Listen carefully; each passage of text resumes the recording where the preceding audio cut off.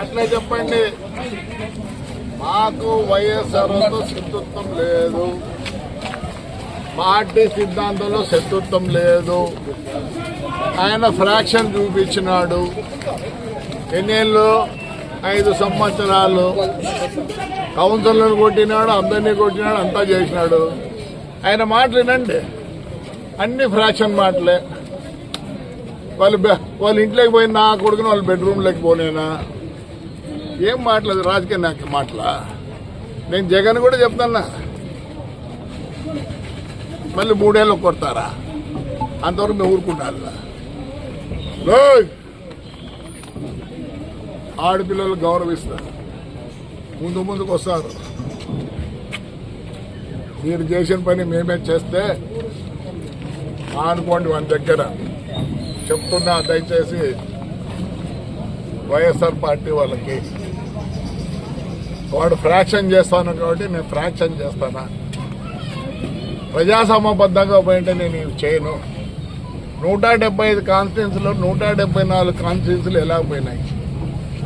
ఎవరన్నా అమ్మ, అక్క, ఆలి, మెట్టు, చెప్పు ఇవే మాట్లాడతారు. అనంత వెంకటరామరెడ్డి, శైలానాథ్, విశ్వేశ్వర్, రే వెంకటరామరెడ్డి, మీ నాయనగారు అందరూ బ్రహ్మాండంగా ఉన్నారు. ఎంపీలు అయినారు, ఎమ్మెల్యేలు అయినారు, ఎమ్మెల్సీలు అయినారు. ఎప్పుడో మాట్లాడారా? శివరామరెడ్డి, మీ ఇంట్లో ఎంతమంది రా ఎమ్మెల్యేలు ఉండే? నాన్న, మీ నాన్న ఎంత పవర్ఫుల్. ఎన్టీ రామను ఎదిరించి పదవి నా ఇంటికి అని చెప్పి రిజైన్ చేసినాడు రా. ఆ ఇంట్లో పుట్టినారు మీరు చెప్తున్నా. ఈడ ప్రజాస్వామ్యం చాలా ఉంది. మీరందరూ మా అన్న శిష్యులే. ఒక గుంటగల్ వెంకటరామరెడ్డి నాకు తెలియదు, కానీ అందరూ విషు నువ్వంటే నాకు ఇష్టం. నువ్వు అసెంబ్లీలో కూడా నిన్ను ఎప్పుడు ప్రేజ్ చేసిన న్యాయం అయితే. ఎప్పుడన్నా మీరు ఇళ్ళగాడికి పోయింట్రా? వాడు డైలాగ్ చెప్తాడు, ఇంటికి పోయి నా కొడుకు బెడ్రూమ్ లేకపోలేనా ఫ్రాక్షన్. ఏమంటాడు?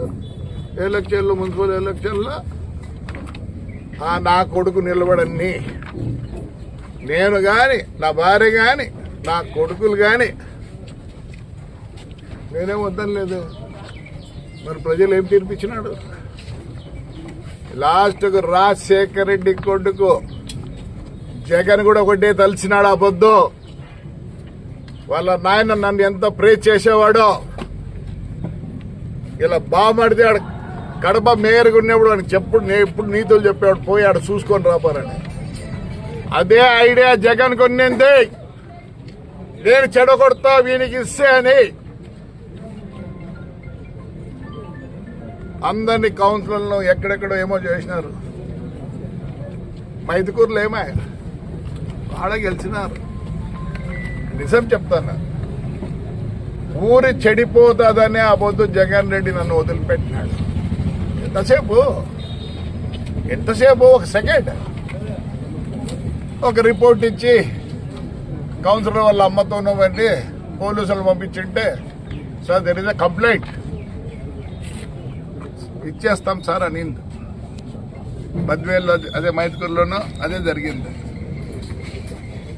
వేరే సార్ ఎస్ వాళ్ళ నాన్న ఎప్పుడు చెప్పేవాడు, ఆ మున్సిపాలిటీ నెంబర్ 1 ఈ ముందు నేను వైఎస్ఆర్ రిక్వెస్ట్ చేస్తాను.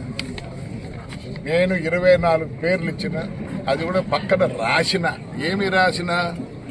అయ్యా వీళ్ళు ఏమేమి చేసినది రాసి పోలీసు వాళ్ళకి ఇచ్చిన. ఆ 24 మంది తప్పనిచ్చి ఎవరు ఈ 24 మంది మేము ఫ్రాక్షన్ దిగినాం. వైఎస్ఆర్ తెలుగుదేశం లేదు ఈడ. వీడుంటే కూడా గెలిచాడు. ఏ న్యాయమయ్యా? కార్యకర్తలు రమ్మంటావు, నీ కొడుకులు ఎక్కడమ్మా? తమ్ముడు పెద్దారెడ్డి అన్నా చెప్పు నాన్న, వాళ్ళు ఎట్టికి వచ్చినారా?